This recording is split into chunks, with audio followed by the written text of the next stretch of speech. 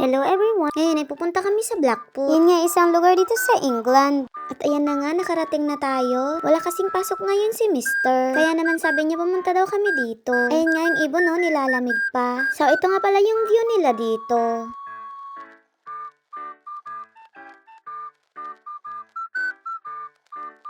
At dito nga lang ako nakakita ng double deck na bus. O diba parang bed lang. Ayan nga, meron pa rin silang Ferris wheel. And malapit din pala ito sa beach. Pero ngayon nga, winter kaya wala talagang tao. So ayan nga, pumunta kami sa may baba para maglakad-lakad doon. Kaya lang sobrang lamig talaga. Ayan nga, nagpo-post-post pa ako dyan. Hindi ko na talaga kinaya ang lamig. Kaya talaga napatakbo na lang ako sa sobrang lamig. So ayan nga yung view dito. Sayang nga kasi sarado yung Ferris wheel. Ilang minutes lang talaga kami naglakad-lakad dyan. Kasi nga sobrang lamig dyan. Ang pinuntahan talaga namin dito ay Madame Tussauds. Yun nga, ay gagawin ko din ang video. Kaya lang sa ngayon ay ito na muna. Medyo mahaba kasi yun, kaya ito na muna. Ayun nga't medyo maalon. Sigurado talaga akong sobrang lamig dyan. Kaya lang hindi talaga ako nagpatinag sa lamig at nagtuloy-tuloy pa rin ako. Pinuntahan ko kasi yung mga ibon. Ayan o, kung nakikita nyo sobrang daming ibon. Siguro naghahanap sila ng pagkain dyan. Paglapit ko nga ay nagsiliparan sila.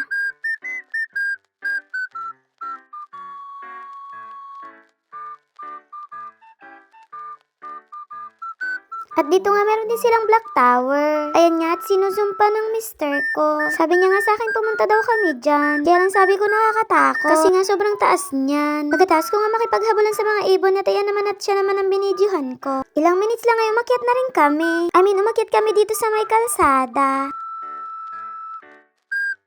Hindi ko nga alam kung ano yung malaking bagay na yon. And ayun nga, nagpatuloy lang kami ng paglalakad.